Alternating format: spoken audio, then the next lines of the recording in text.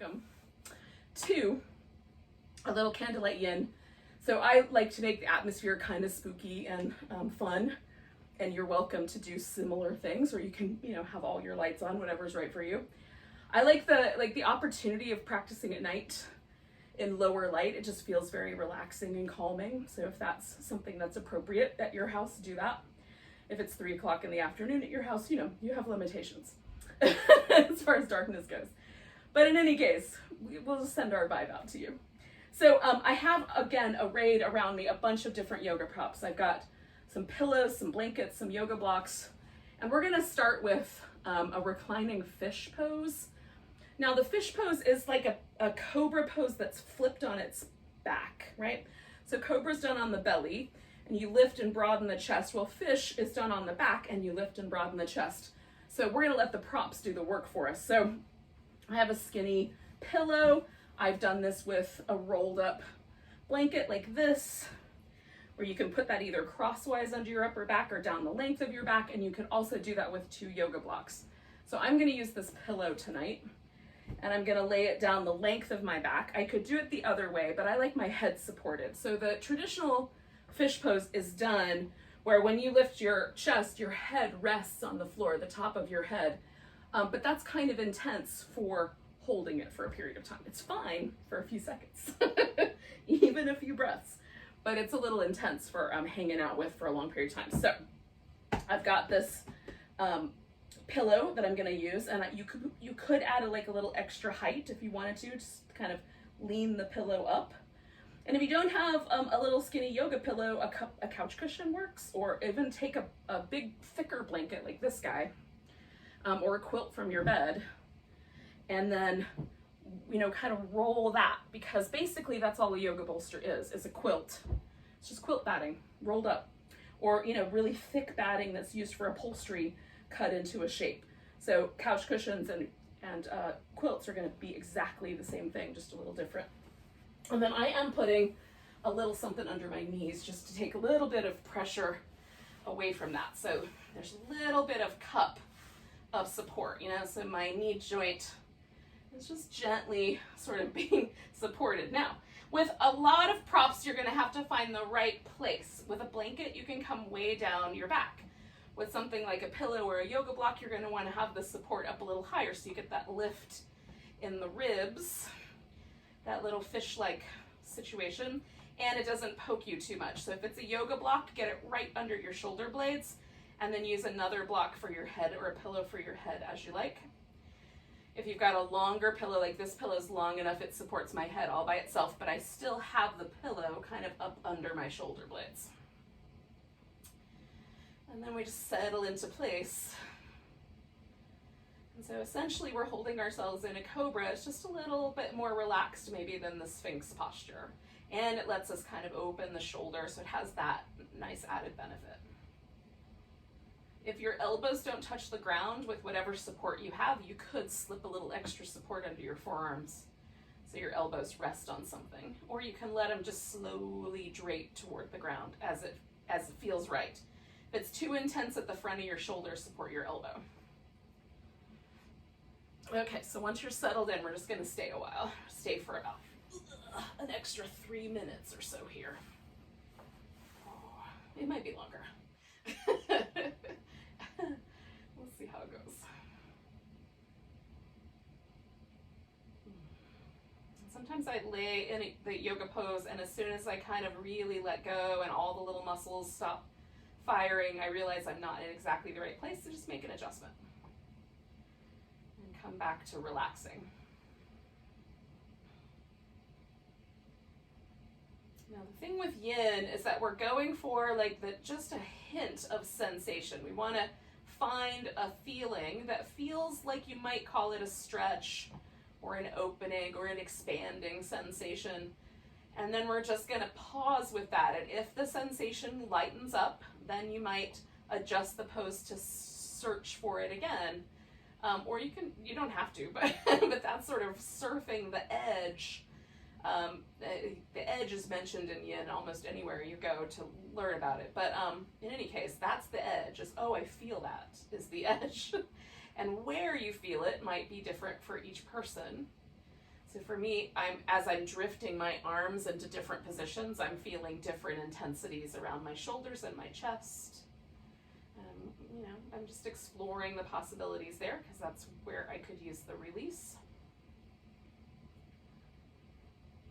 And each pose will have its own little ideas along that line.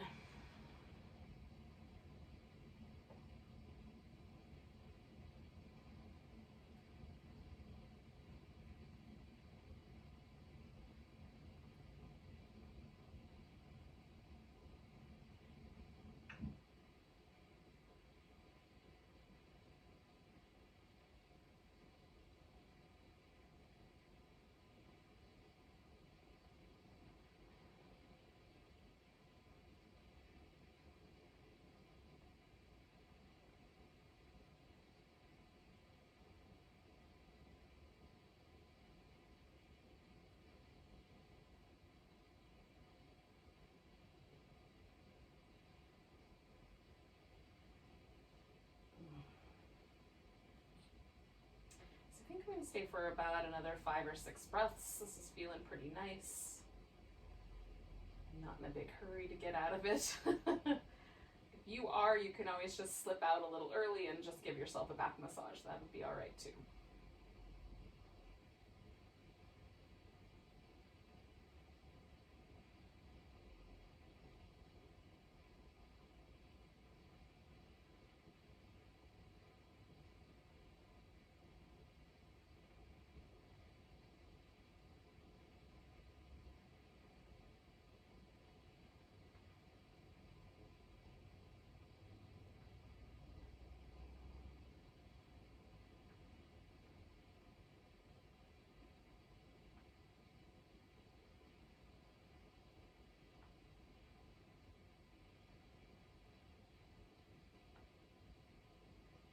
I'm going to do 2 more breaths.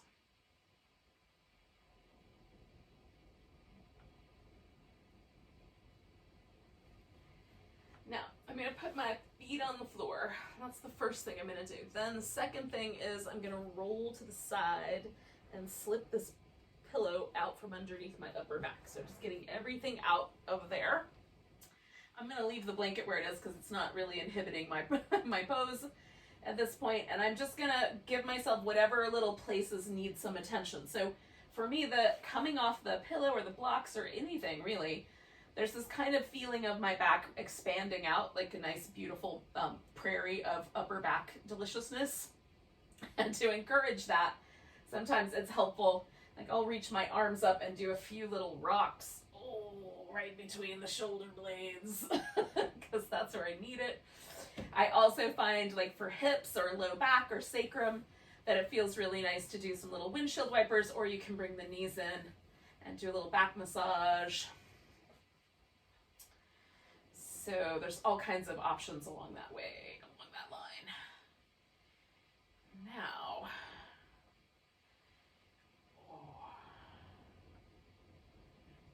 so we're going to do a whole little sequence of things on our back. So the first of these little sequences is going to be a cat pulls its tail. Now, the cat pulls its tail is a variation on a twist, but it doesn't have to be a twist. So if you're sensitive to twists, you can lay on your side. So you might want some head support if you choose that option.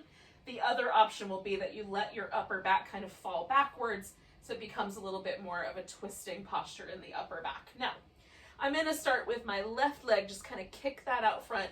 And then what you would do with the right leg is bring it around and grab hold of the right foot with your left hand.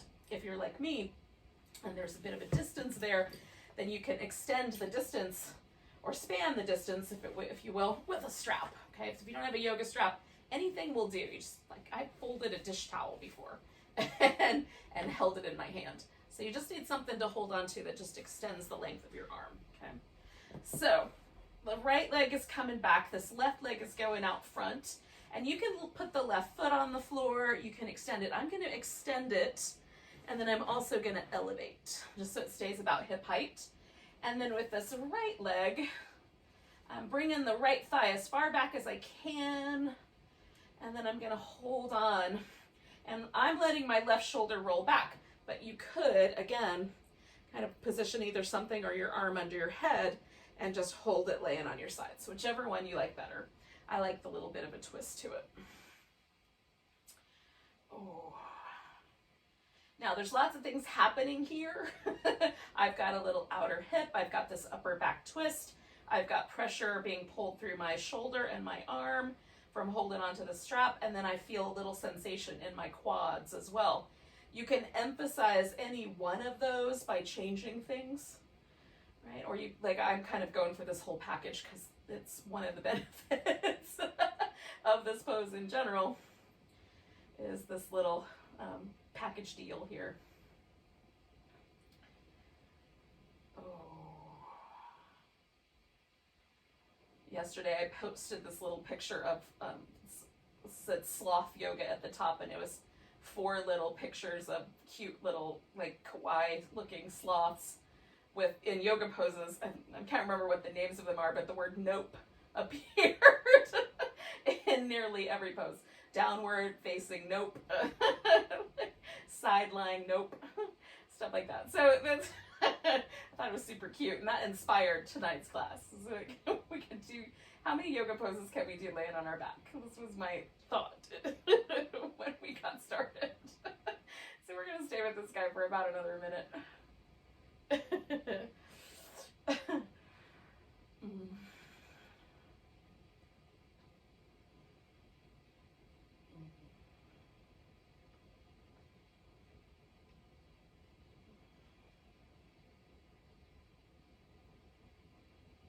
I like to look for like little pockets where I might hold tension, like between my eyebrows or around my mouth, and try to soften those as well while I'm hanging out and breathing with the pose.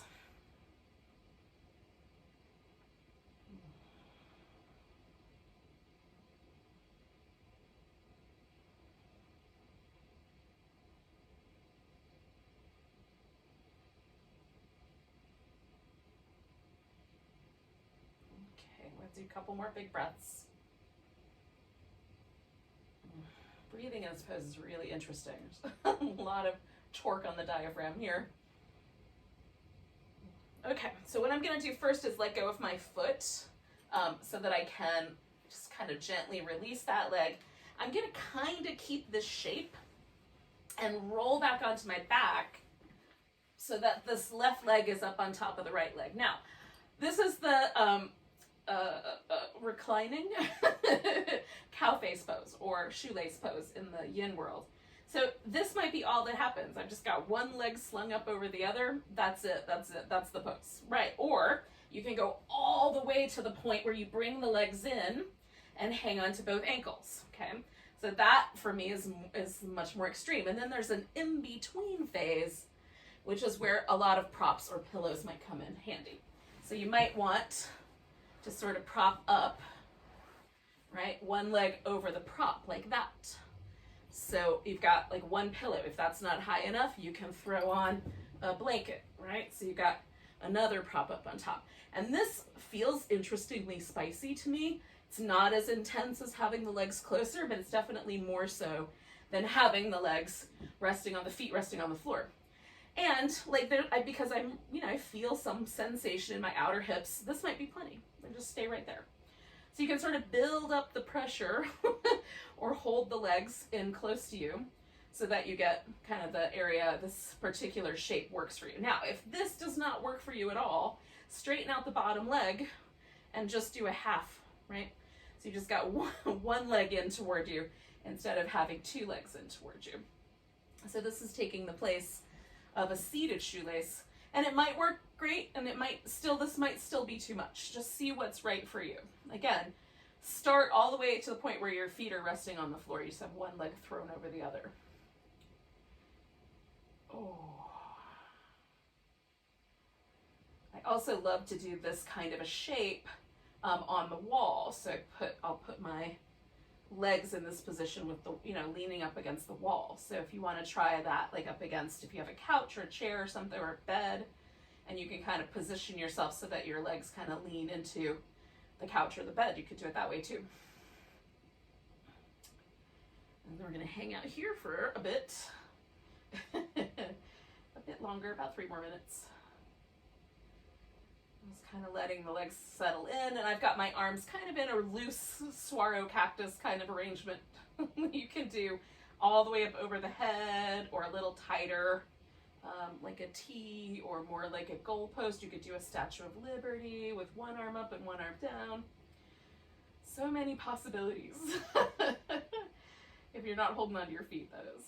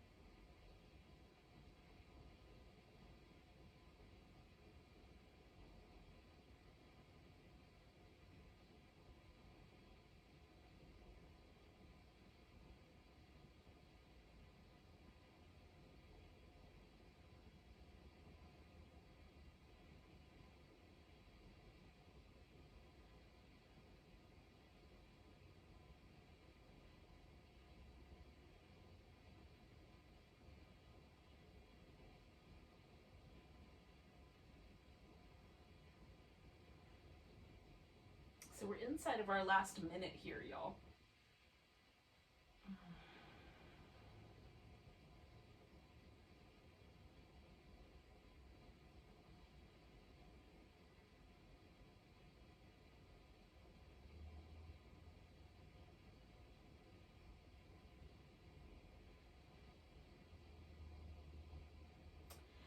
Now we're not going anywhere right away, but I'm just going to kind of tell you what's going to happen next. So we're going to take this into a reclining swan.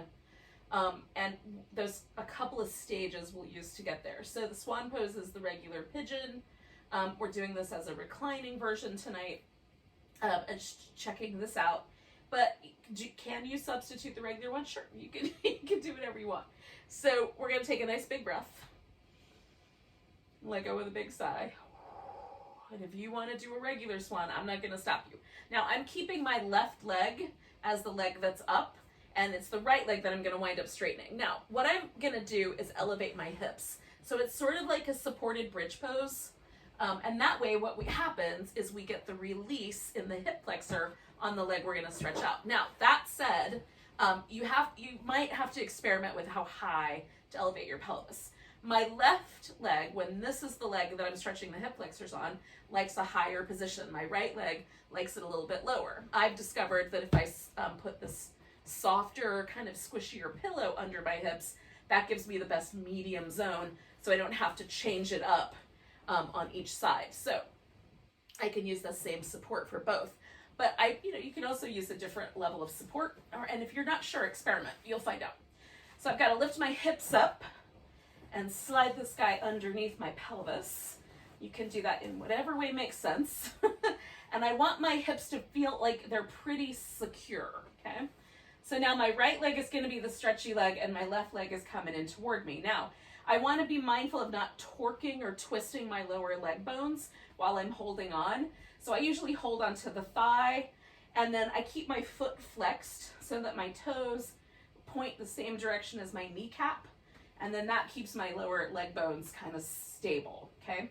So I'm still getting this kind of passive, delicious stretch that happens in the external hip rotators here. And I'm getting this nice release in the front of my hip here. And I just want to keep my knees secure. So you may not find that that's an issue. Like, you could hold onto your foot and the thigh. The leg might come more across. There's lots of different positions. Sometimes I'll even hold on just with the one and do almost more of a lunge shape. Sometimes I'll bring the leg really far across. It's really just about how you like the sensation that you're getting. And then this arm can also become like a little kickstand. You can just lean your thigh up into that arm. So this is the reclining swan. You can bring the bottom leg in toward you. You can do it without any lift in the hip. Sometimes on the, for this right hip flexor, sometimes for me, just laying on the floor is enough. So that might be enough for you too. If your leg doesn't even want to stretch all the way out straight, laying on the floor. So we're just gonna stay a while.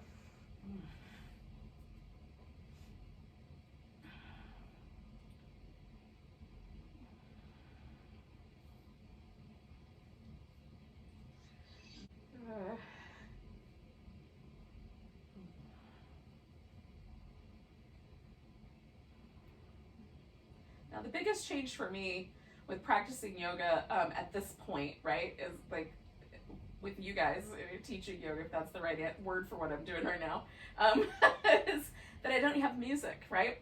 So I'm not trying to feed music through the, video is very heavy streaming wise, data wise. Music is heavy data. So I didn't want to try to put so much data into the stream so that it wouldn't be as choppy and rough, but I do miss it. So if you wanted to put music on in the background at your house, definitely do that, because it's nice to have a little, you know, in addition to the candle ambiance, you could certainly create a sonic ambiance as well. So we've got another minute here, yogis.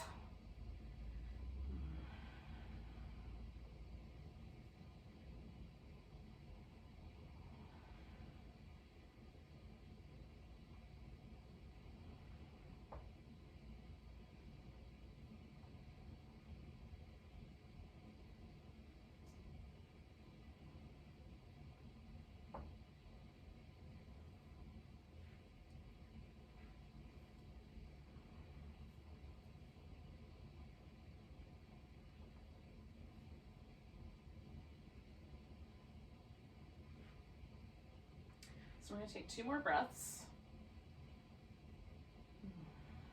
Now, the first thing I'm going to do with my exhale is I'm just going to let go with my hands, but I'm not completely, I'm going to come out of here really, really slow. So I'm just going to slowly lower this leg that I had a hold of, right? And then I'm going to let that travel out to kind of meet up with its friend there on the right. And then what I enjoy about this is just taking a moment to feel the differences between the left side and the right side. And then because we're gonna do the cat pulls its tail and that whole sequence again, at some point I've got to get this pillow out from underneath me, so I'm just gonna do that now. And then take a few moments to sort of luxuriate a little bit before we do the other side. You can do that any way you want. If having the thing under your hips felt really nice, you can hang out and back massage with that there too. Sometimes I like to do these little windshield wipers with the support under the hips. It feels kind of interesting.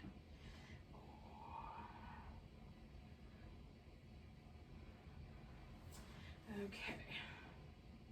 Now, because I want to extend my right leg out, I'm going to turn around so that I can, you know, I've got furniture over here.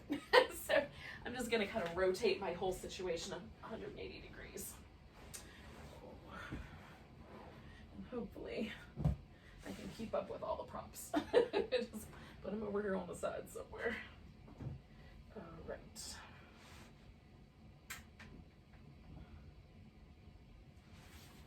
All right, so starting out, hey there, buddy, with my cat pulls its tail on the opposite side. So now my left foot is going to be in my hands, and the right leg is going up and over the top of the stack here. Okay, so this is easier if you don't have a strap, probably. Just got to take that left leg over. So I'm going to roll myself over, bring this right leg back behind me, try to find, I think I'm gonna need a bigger pillow for this one, on the side. Ooh, just try to find the just right.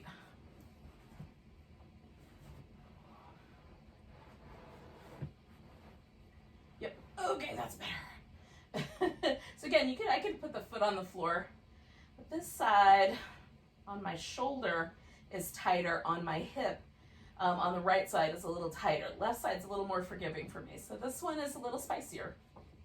So I like having that little bit of height so I can relax that leg.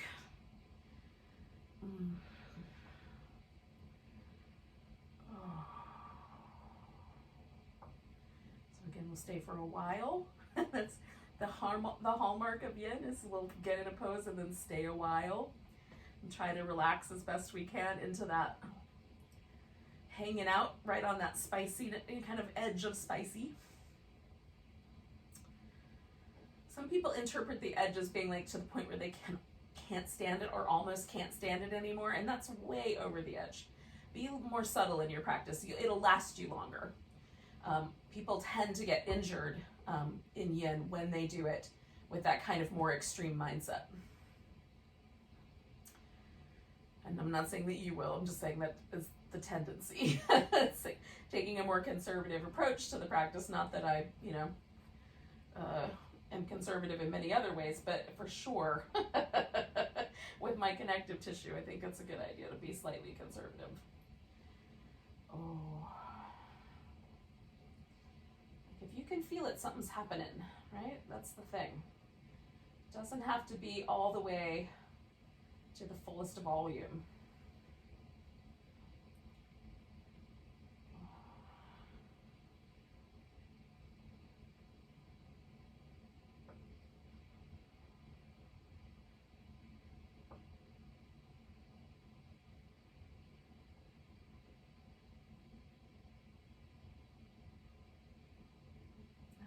And then it helps. I can just notice, like, can I bring my thigh a little bit back? So again, I'm looking for those places where things get softer. As soon as I don't feel it anymore, I might move like my left thigh backwards a little bit more. That turns on a little more sensation around the quads and hip flexors. If my shoulder gets a little bit kinder, I can change the amount of roll that I've got going on here. I could put support under that shoulder if it's too spicy. There's lots of ways that you can support your pose or take out a little bit of support or add on a little bit. Don't be afraid to experiment.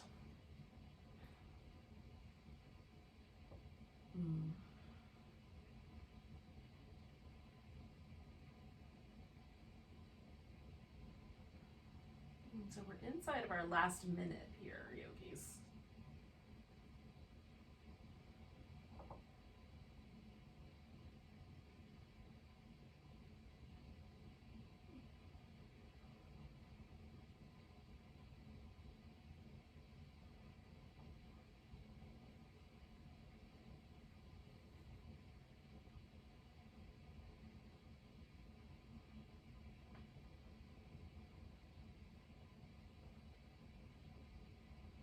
We're going to take 3 more big breaths.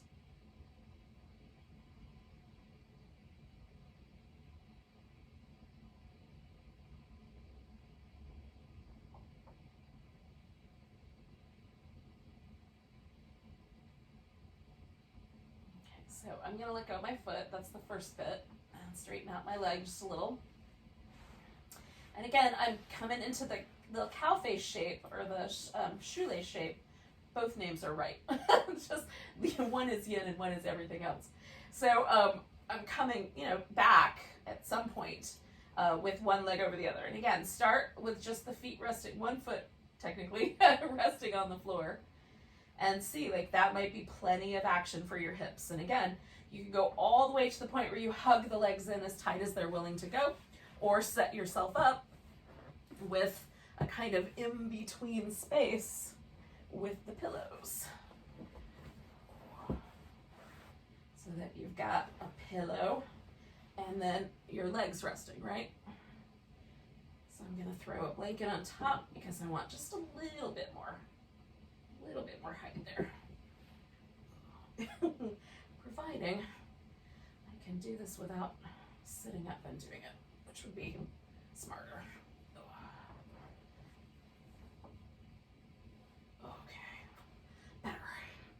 Alrighty. Oh, yogis. Once you've settled yourself in to whichever version of this shoelace cow face, whichever name you like better, you can let yourself relax, and we'll stay a while.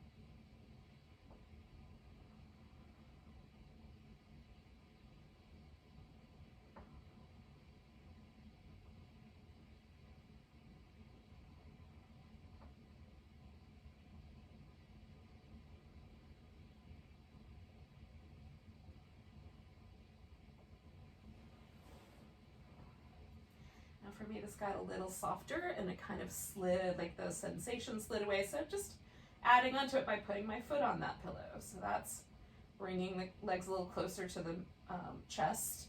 So it's closing this gap. Having the knees over top of each other is a little bit tighter. Like the tighter the package, the more we're going to target this outer hip. And then bringing the legs in closer to the torso or farther away is the way that you add or take away how intense that stretch is on that outer hip. And again, this bottom leg could be straight. You could just throw one leg over the other, and that could be enough for one night. Or every night for that matter, just however tight your hips might be. There's lots of things we do in life that kind of tighten up the outer hip, the glutes that live up here on the sides, and the external hip rotators, and you know, there's a lot of different kinds of activities. Cycling is one of them, but certainly a lot of the kind of, you know, boot camp or running or anything that where you get kind of really explosive, powerful moves is going to build up the muscle in the outer hip, and so consequently that might also lead to these poses being a lot more sensitive because we're asking that area to really let go. And so we're inside of our last minute here, yogis.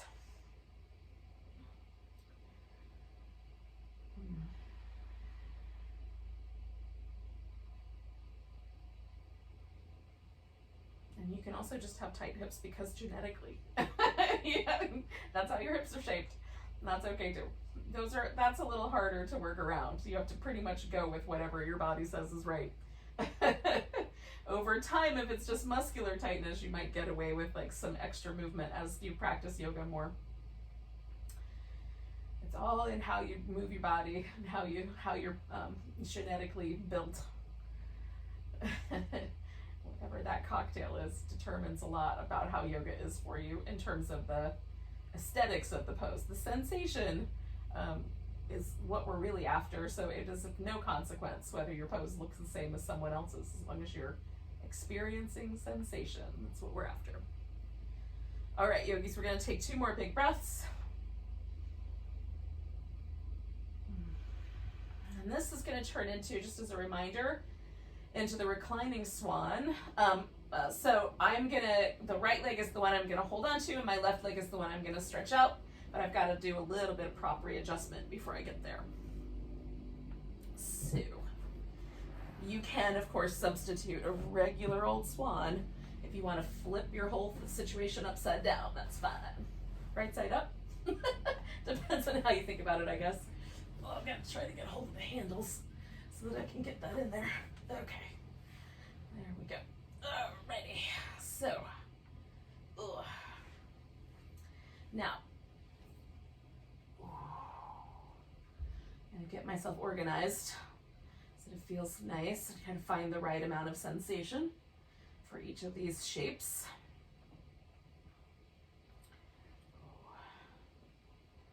Give myself an armrest.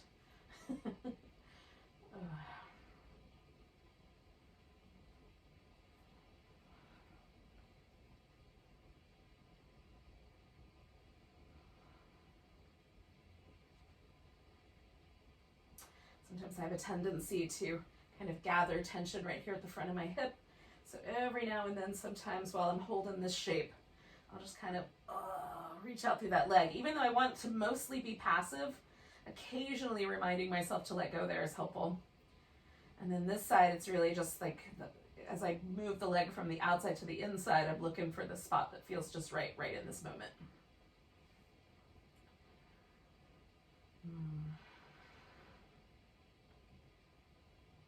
Sometimes, even though I really love the swan done the regular way, sometimes I opt for this one just because it's different. It hits the hip a little differently. It hits that muscle area a little differently. And I like kind of switching it up so my body doesn't always know what I'm doing. I like to be sneaky. It's hard to fool your body, so any chance I get. Oh, goodness.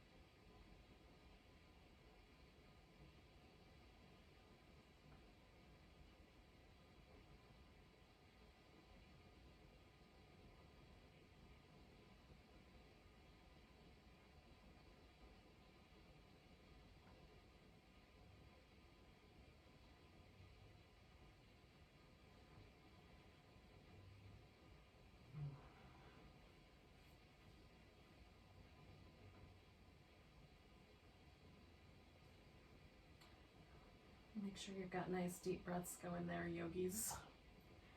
We're past the middle point, but we're getting close to that last minute.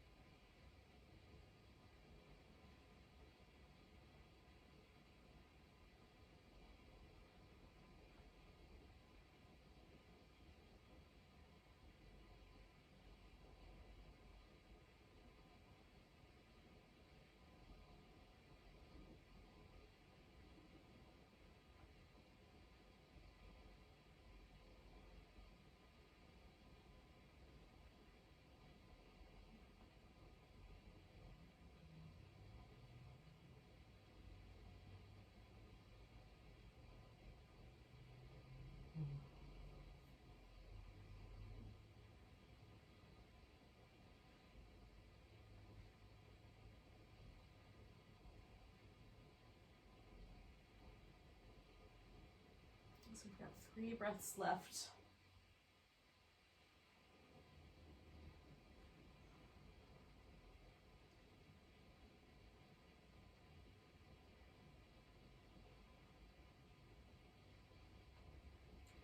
And again, I'm going to let go of this leg first and let that slowly come down to the floor. And I'm going to just pause here for a moment and let myself hang out in this supported bridge pose. You can also, if you'd like, come all the way off the support and do just a Shavasana kind of shape. Or if you'd be into it, you can certainly do a position more like a supported shoulder stand, or you could put your legs up on the wall or a couch or whatever you got nearby. So I'm going more for this little supported bridge. It's just going to be a 2-minute shape. We're not staying forever. It's an opportunity to just kind of carry on with this hip flexor release just a little more evenly. So we're going to move into some poses that are a little bit more even. Instead of the left side, right side, both sides the same way. So I'm priming myself here.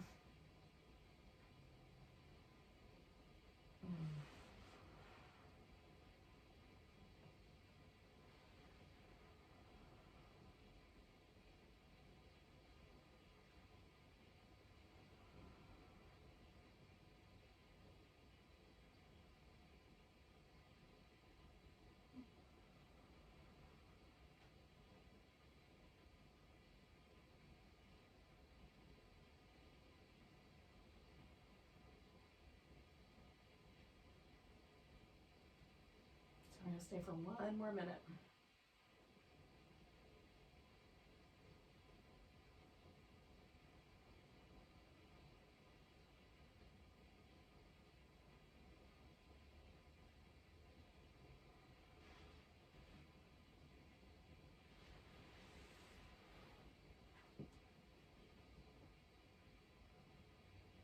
So making a shift just to put my feet on the floor. It has loaded my shoulders with a little bit more of the pose. With my legs all the way stretched out, the hip flexors pick my back up quite a bit. So just making sure if you load the pose a little more onto your shoulders, just make sure that your neck isn't bothered by that. The pressure should feel like it extends over the upper back, but not landing in the back of the head or the back of the neck.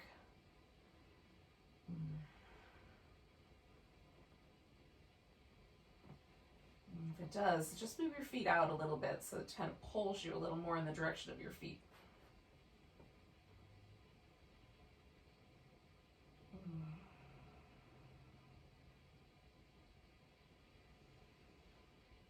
So I'm going to take a nice big inhale, and then I'm going to take the bolster out from underneath me.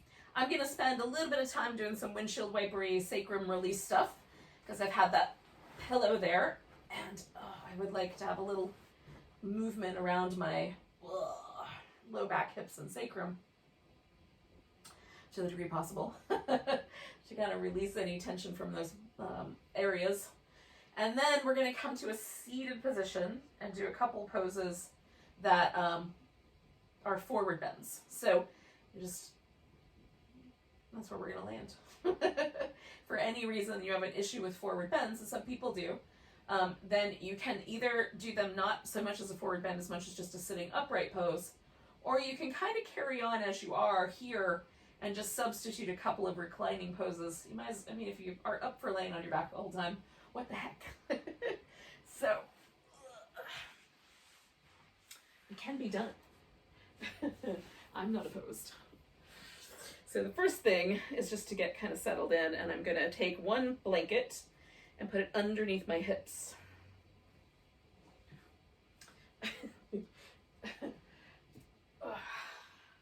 So, one blanket folded so that it sort of resembles like a really tiny, in terms of height-wise, yoga bolster, but wide enough that it's really comfortable to sit on. I'm not gonna feel like I'm gonna fall off of it left to right, right? It's really comfy. Okay, so that's the first layer. And then the second layer is I'm gonna use whatever props I've got handy, pillows, blocks, etc., to sort of fill in the space, and that makes it a little more comfortable to hang out with these forward bends. So the first one we're gonna do is a butterfly. This pillow only has a handle on one side. I bought it because it has this really great embroidered on the bottom, but that means it's hard to get hold of. Did not think about that when I was buying it. Still nice. All right, so I'm gonna use a folded blanket under my knees just to have a little extra support there in case I want to use it. Feet together, and then I lean my pelvis forward and sort of shift both sit bones back. So leaning kind of one side to the other gets my sit bones moving backwards so that then there's not as much pressure on my low back because my back and my pelvis are moving together. Now this may not happen in your world because we're all structured a little differently here. And so however far forward you can get your pelvis, start there. And then you can use whatever things you've got that are soft, or even blocks are good too, to sort of fill in the space so that you can lay forward with your torso and be supported in the right way. So if you need to be supported up a little higher, you can even use your hands so that you can keep your spine a little more erect, a little more tall. And then if you are of the kind of person who can basically put your forehead into your feet, then you don't need as many props because your body will kind of cascade that direction. Oh. So we're gonna stay with these guys for a while. That's about 4 minutes, about the same amount of time we've been doing these other guys. Give or take a bit. And a nice deep breath. So this one is even on both sides, right? Both legs are doing the same thing. That doesn't mean that your body is even on both sides. It just means the pose is symmetrical. So if you need to lean a little to the right or a little to the left to make it work out just right, or you need a different level of support under one knee, throw those things in.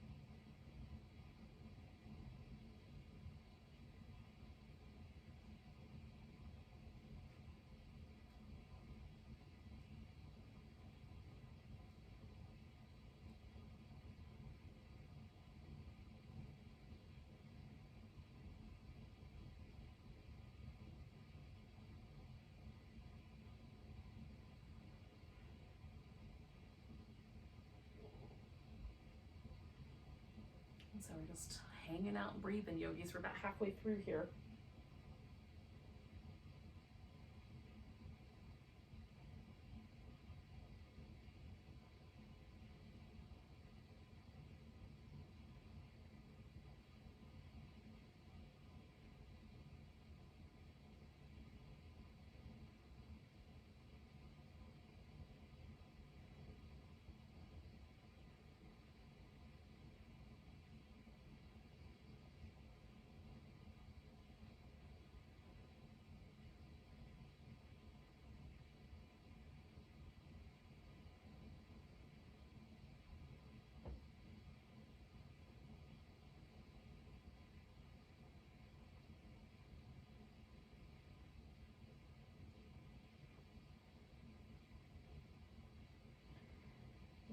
kind of our last minute here, just a little bit longer to go. Just notice the breath again, kind of in your low back or wherever you notice it the most.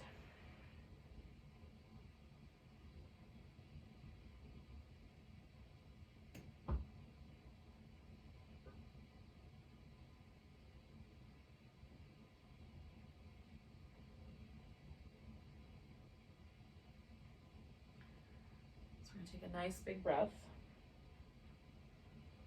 I'm gonna go with a sigh. Now to come out of here, we're gonna inhale the whole way up. Just kind of filling up the ribs so we have a little bit of support for the spine as we kind of bring it back to neutral.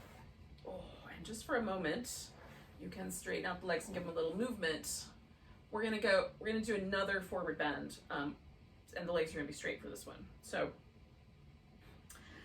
we're going to try to do a caterpillar. Now the caterpillar is a little more relaxed version of Paschimottanasana, which is the just forward bending, right? Normally in Paschimottanasana you would reach out, maybe grab your big toes or grab the sides of your feet. You don't have to worry about that for this practice because we're going to keep the legs a little more relaxed.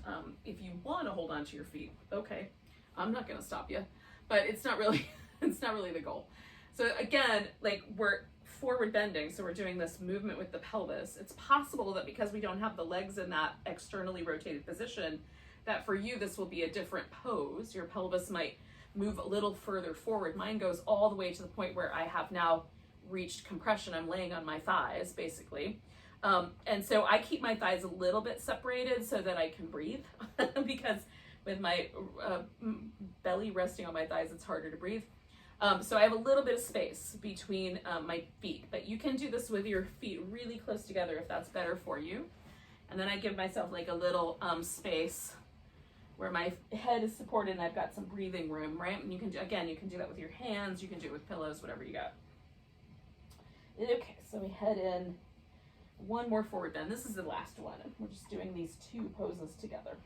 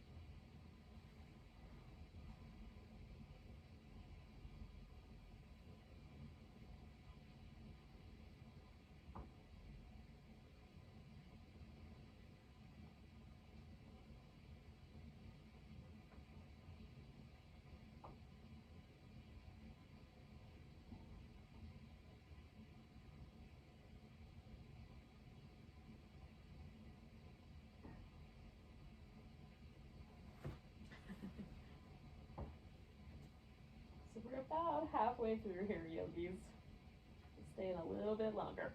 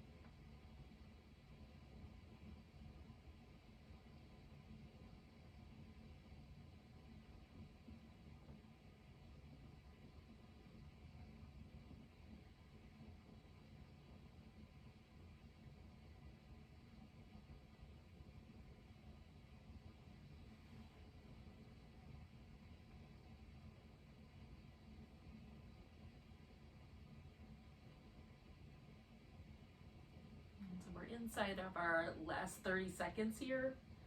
So again, just bringing your awareness to the breath, feeling the breath in your low back, or wherever you feel it most. For me, that's where it's at.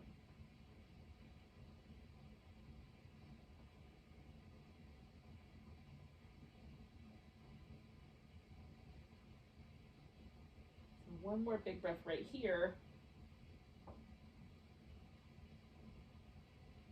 And then we're going to come out with an inhale. I'm just trying to get a little expansion in the ribs so that that sort of helps secure your spine, right? So the spine has like that little bit of support. All right, so now you can do a little movement back and forth. Some side to side, some little leg things. So we're gonna do a little side lying pose here. And I'm gonna give you two options, because if you have props, then I like doing this with the props. But if you don't have props of any sort that will work for this, then you can still do it. You just are gonna do a half dragonfly or something along that line. So the first possibility is either both legs are straight or one leg straight and one leg's bent. And then you can either lay over with, you can put your arm in different positions, but basically just lean over your leg. So that's the first option. And then the second option is more passive, and that involves using a prop to do the work. So we're gonna put a pillow or a stack of blankets under the ribs.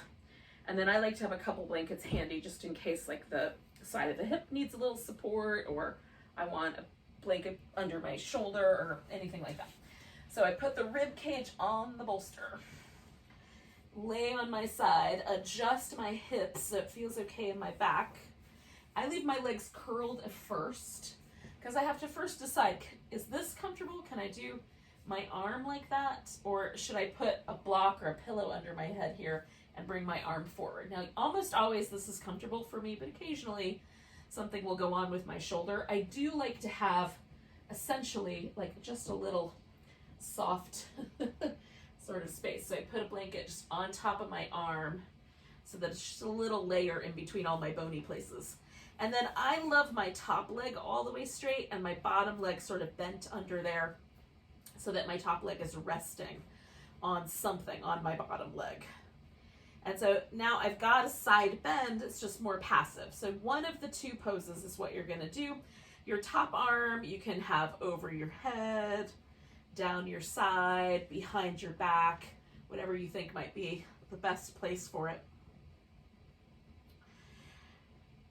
Ooh, and we'll stay with this guy for about 3 minutes on each side. You could also do the banana pose. I didn't even think about that, but you could do the banana pose too. That's where you lay on your back and just bend in a banana shape. That'll work too. If you like that option better, go for that one.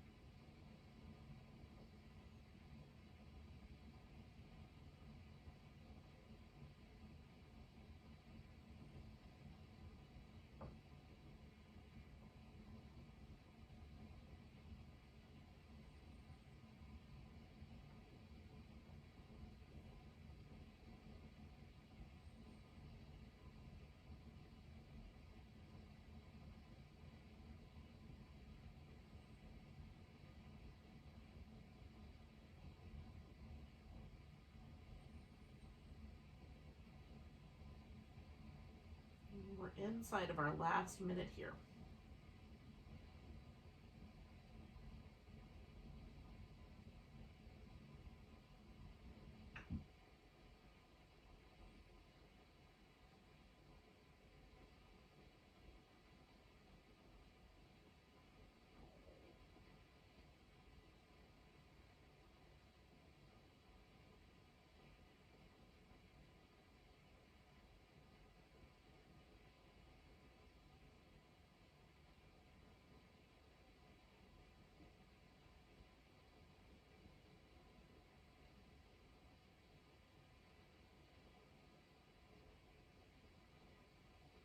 So we're going to take 2 big breaths.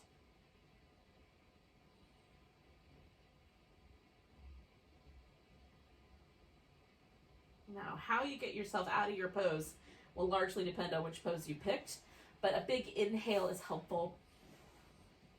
And then sort of settle yourself up to the center. And we're going to just spend a moment there letting the spine sort of redistribute. So whether you're doing the banana or the half dragonfly side bend or this guy, just give yourself a few moments. And I just set up the other side while I'm waiting. It gives me kind of ready. And there's a moment where I can feel my spine just kind of settle back into neutral, and that's the moment I'm waiting for. I'm going to do some little movements. This is real good too. It sort of feels, so it usually takes for me about 30 to 40 seconds, and it feels pretty good. Sometimes a little longer. I'm not sure exactly what the mechanism is there, but anywho, I'm ready for my second side, so I'm going to set myself up here, kind of add all the little extra bits, and of course, whichever version of the pose you're up to, you will do all of those things as well.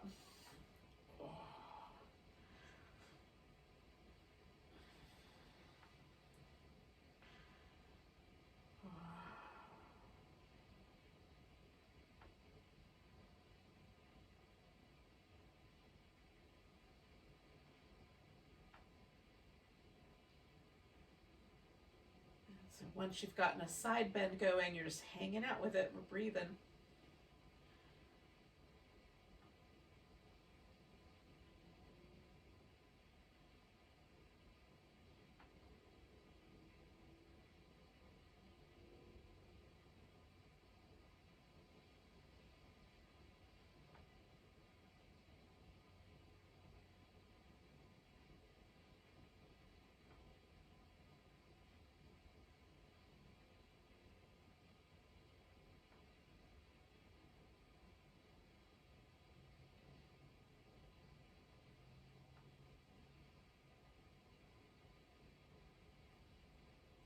Because I've got both of my ears covered with my arms. There's this really cool kind of breath sound that's almost like being inside of a seashell. So I'm letting that kind of become my meditation focus. It's just that sound of the breath coming and going like the ocean.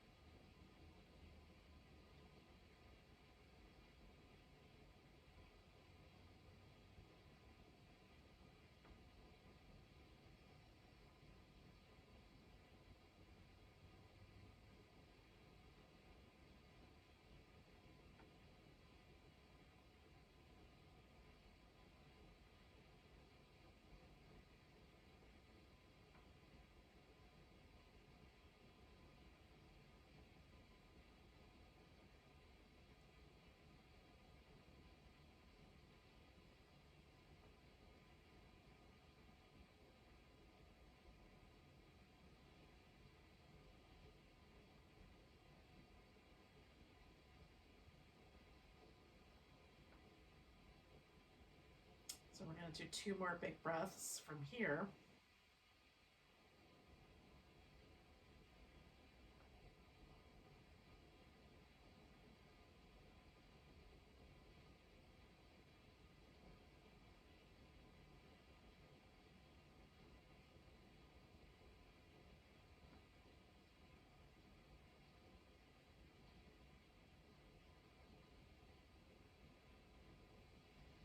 going to take myself up. Now, I don't need to move too much because essentially the only thing we have left to do is a final relaxation. So you might decide you want to do a regular Shavasana for that. Maybe you want to do a legs up the wall, or something a little more akin to that. I'm going to cover with a blanket because it's just gotten a little bit chillier. And I'm going to put a pillow under my legs, and then I'm going to do a supported Shavasana in that way.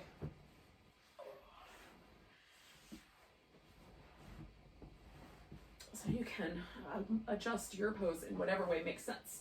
Having like a rolled up blanket or a pillow under the legs is really nice. And for sure, if it's a little chilly, get a blanket. It's that time of year where blankets over top and all around are nice. Just set aside a couple of blankets for your yoga practice. Oh, I'll use this guy instead. So you can also give yourself like a little bit of head support if you like. A little pillow or something under your head to make it nice. Ugh. And then, let yourself relax one more time. And this time with almost nothing tugging on the body. We really want to let the Shavasana, if you're doing legs up the wall, make it as comfortable and relaxed as possible. So for this, you'll get the similar benefit, which is just the whole body is able to really let go, relax. There's no muscle being asked to extend to its longest point. There's nothing that's being twisted or pulled on in any way. And that allows the nervous system to really integrate. So as all the sensory data gets put into the nervous system, sent to the brain from all of the nerves in the fascia. Fascia has more nerves than the outside of the skin, right? The layer of our skin, the fascia that lives right under the skin, and the skin and the sensitive points like on our fingers and other places. There's tons of nerve endings there, but outside of that, the next most innervated area of the body is, I think that's the right word, is the fascia. So we get all the sensory data gets sent while we're stretching and pulling and doing yoga. And so the reason that we end a yoga class with Shavasana or something that's relatively mild is to allow a sort of integration of all of that data, right? All that stuff got sent in. And if we stop sending it, it helps us shift into a parasympathetic state. So our bodies are primed for digesting food and helping us go to sleep and all of those things.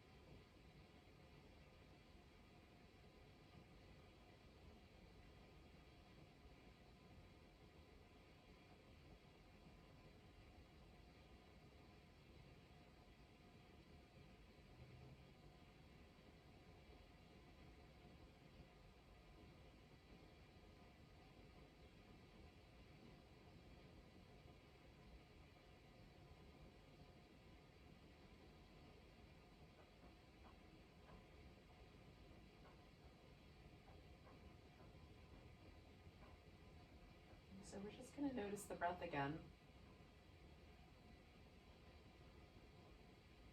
Wherever you notice it the most. Sometimes for me, I love to pay attention right at the tips of the nostrils. You get that kind of spiciness of the inhale. And exhale is all smooth and velvety.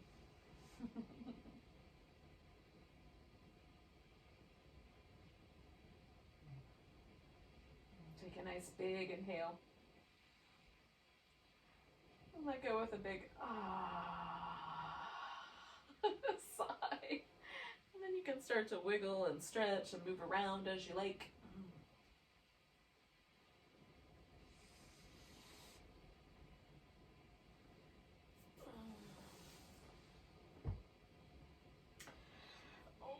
Oh. Now, I like to give myself a little hug and a back massage right before coming back up. So you can do those things too if that appeals to you. So thank you for joining me for some yin, slothy yin. Hopefully your hips are going to feel pretty amazing. I like this, some of the poses that we did tonight a lot. Take a big breath and a big sigh. Namaste. Welcome to the rest of your night.